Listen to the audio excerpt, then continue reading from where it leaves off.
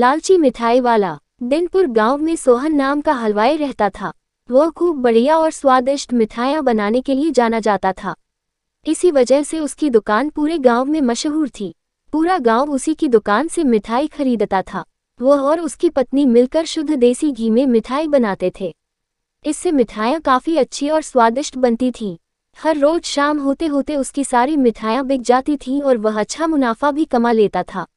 मिठाइयों से जैसे ही आमदनी बढ़ने लगी, सोहन के मन में और पैसा कमाने का लालच आने लग गया। अपने इसी लालच के चलते उसे एक तरकीब सूझी। वह शहर गया और वहां से 1-2 चुंबक के टुकड़े लेकर आ गया। उस टुकड़े को उसने अपने तराजू के नीचे लगा दिया। इसके बाद एक नया ग्राहक आया, जिसने सोहन के पास से 1 किलो जलेबी खरीदी।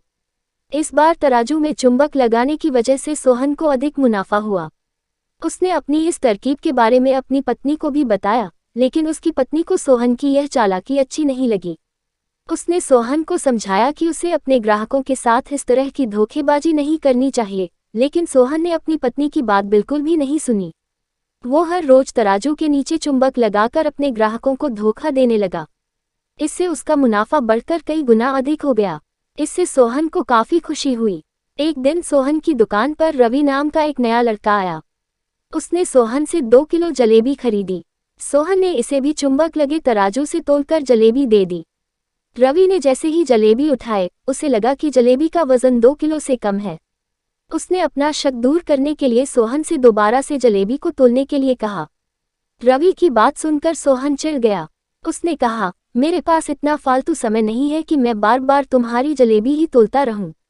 इतना कहकर उसने रवि को वहां से जाने के लिए कह दिया। सोहन मिठाई वाले की बात सुनने के बाद रवि जलेबी लेकर वहां से चला गया। वो एक दूसरी दुकान पर गया और वहां बैठे मिठाई वाले से अपनी जलेबी तोलने के लिए कहा। जब दूसरे दुकानदार ने जलेबी तोली, तो जलेबी सिर्फ 1.5 किलो ही निकली। अब उसका शक यकीन में बदल गया था। उसे पता चल गया कि सोहन मिठाई वाले के तराजू में कुछ गड़बड़ है।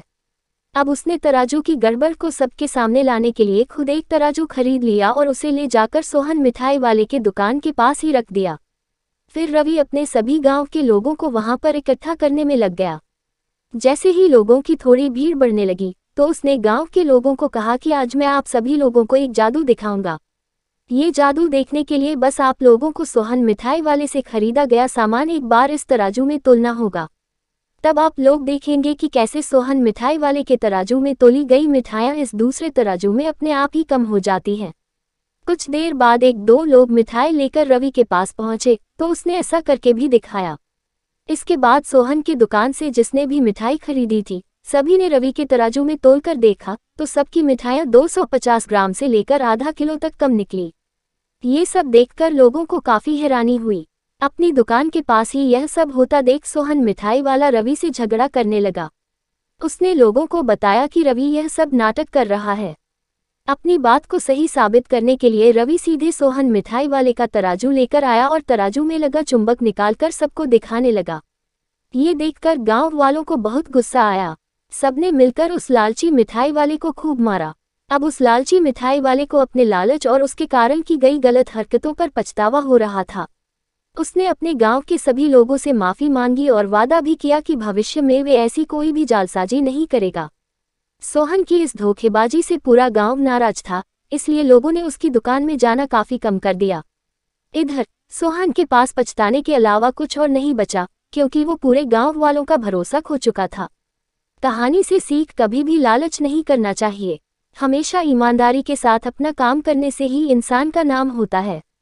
लालच के चलते भले ही कुछ समय के लिए अच्छा फायदा हो, लेकिन इससे इज्जत और आत्मसम्मान दोनों कम हो जाते हैं।